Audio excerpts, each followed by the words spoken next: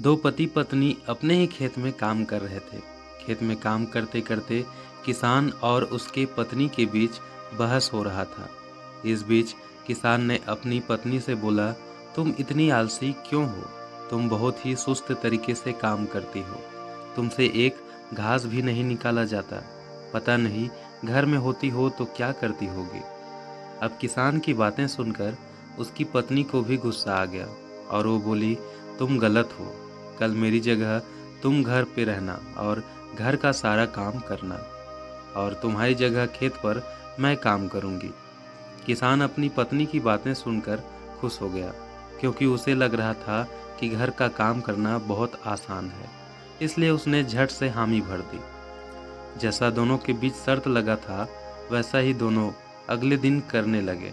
किसान की पत्नी खेत में काम करने चली गई और किसान घर पे रह गया। अब किसान अपने घर का काम संभालने लगा। किसान जब बाल्टी लेकर गाय के पास दूध निकालने गया और दूध निकालने की कोशिश की, तो गाय ने जमकर लात मारा।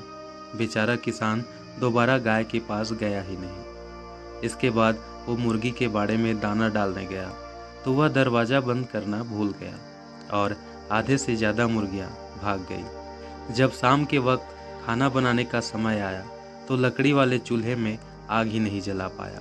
इस तरह से किसान का सारा दिन बेकार चला गया। महिला जब खेत से आई तो सब कुछ देखकर दंग रह गई। फिर अपने पति को देखा। पति बेचारा क्या करता, सिर को झुकाए शर्म के मारे बैठा रहा। इस घटना के बाद किसान को अपनी पत्नी पर कोई गलती नज़र नहीं आया। दोस्तों, इस कहानी से हमें ये सीखने को मिलता है कि हर किसी का काम अपने जगह पर सही होता है। बस उस काम को हम आसान समझने लगते हैं और इस वजह से दूसरों के मेहनत की कदर नहीं कर पाते। इसलिए बुजुर्गों ने कहा है, अरे भाई, जिसका काम वही जाने, किसी को नीचा दिखाकर मत बनो सयाने।